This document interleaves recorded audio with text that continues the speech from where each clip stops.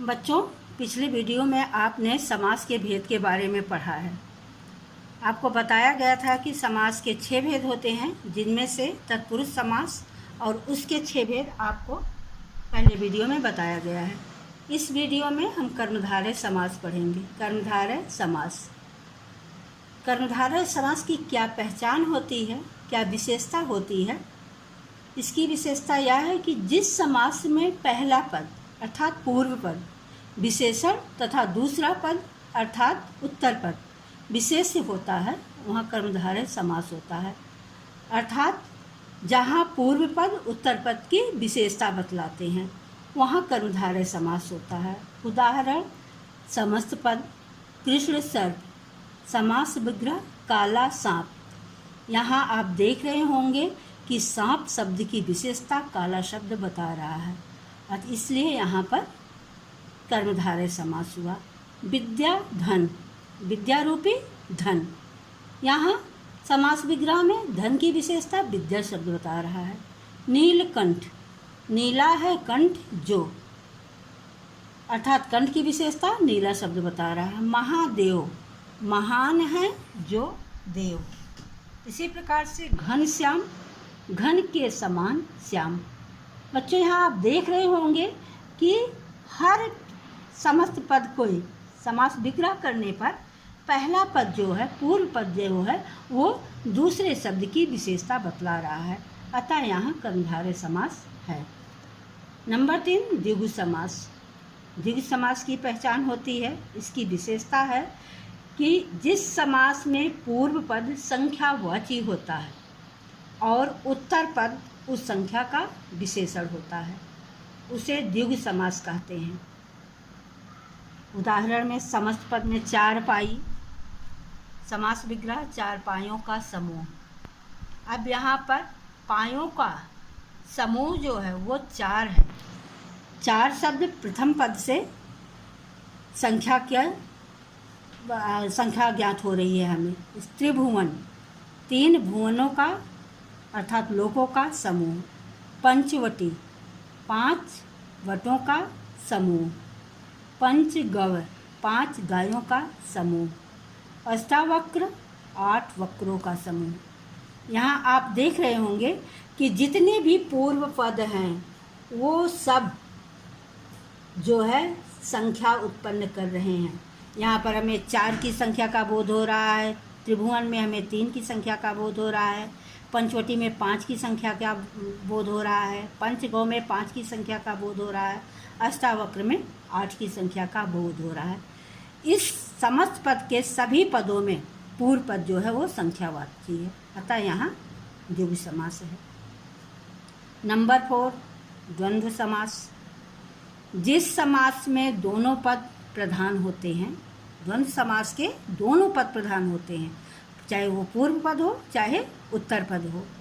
जिस समास में दोनों पद प्रधान होते हैं, दोनों पदों के बीच में सामासिक चिन्ह होता है, वहाँ और पद का लोप होता है। उदाहरण: समस्त पद धर्म अर्थ, समास विग्रह धर्म और अर्थ। यहाँ ये सामासिक चिन्ह की जगह पर और शब्द का प्रयोग किया गया है। कंद मूल, कंद और मूल। पशु पक्षी, पशु और पक्षी। उत्तर दक्षिण, उत्तर और दक्षिण। पाप पुण्य, पाप और पुण्य।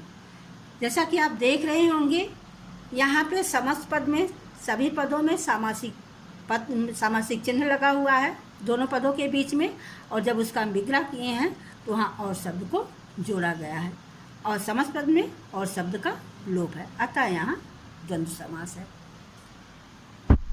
नंबर 5, बहुव्रीहि समास।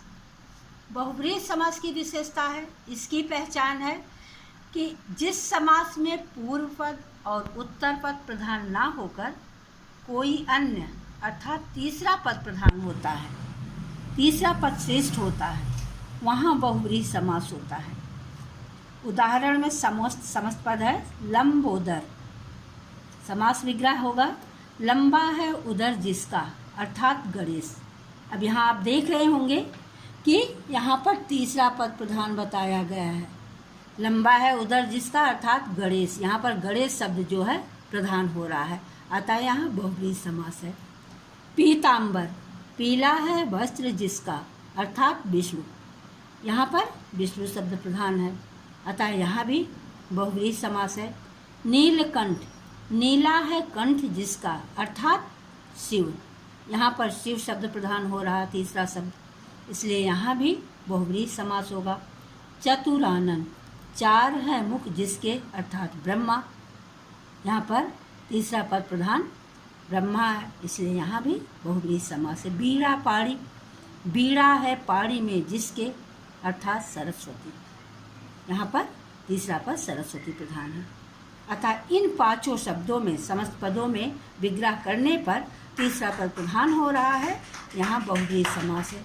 बच्चों, एक बात का ध्यान आपको और देना है, कभी कभी कुछ शब्द ऐसे होते हैं उनमें दो दो समासों का समावेश होता है, तो वहाँ हमें उनके विग्रह के ऊपर ध्यान देना पड़ता है।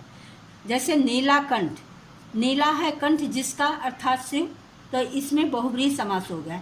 लेकिन जब इसी का विग्रह हम करेंगे नीला है कंठ जो, तो वहाँ पर कर्मधारय समास हो जाएगा, क्योंकि वहाँ पर कंठ शब्द की विशेषता नीला शब्द बता रहा है, जैसा कि आपको यहाँ पर पहले कर्मधारय समास में बताया भी गया है।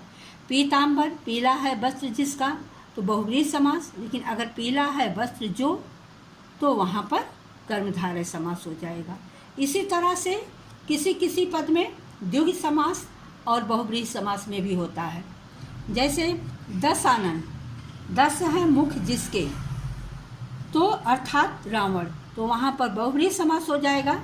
लेकिन अगर उसका विग्रह हमने किया कि 10 मुखों का समूह, तो वहाँ पर द्विगु समास होता है। कहीं कहीं पर किसी किसी शब्द में हमें उसके विग्रह के आधार पर समास निश्चित करना पड़ता है कि वहाँ कौन सा समास है। अब 6 नंबर है अव्ययी भाव समास। अव्ययी भाव समास की पहचान है, इसकी विशेषता है, इस समास का पूर्व पद अव्यय होता है और वही पद प्रधान भी होता है, पहला पद ही प्रधान भी होता है, उसे अव्ययी भाव समास कहते हैं। उदाहरण, समस्त पद आजन्म, जन्म से लेकर, दिनों दिन, दिन ही दिन में, निसंदेह, संदेह के बिना, यथोचित, जैसा उचित हो, यथाशक्त, शक्ति के अनुसार। बच्चों, एक चीज़ हम आपको और बताना चाहते हैं कि अव्ययी भाव का मतलब होता है अभिकारी शब्द। अव्ययी का मतलब होता है अभिकारी शब्द। अव्यय शब्द, अव्यय शब्द का मतलब होता है कि जिन शब्दों के ऊपर किसी विभक्ति, वचन अथवा लिंग का कोई प्रभाव नहीं पड़ता है, अर्थात वो उसी प्रकार से हर दशा में लिखे जाते हैं, वो पद अव्यय कहलाता है। ये आपके 6 समास हैं, जिसमें से कि आपके 9th के क्लास में केवल तत्पुरुष पहला और 6वां अव्ययी भाव समास, 2 ही समास पूरे सिलेबस में, पूरे पाठ्यक्रम में 2 ही समास पढ़ना रहता है। कर्मधारय, द्विगु, द्वंद्व और बहुव्रीहि समास, ये 4 समास आपके 10th में पढ़ने हैं।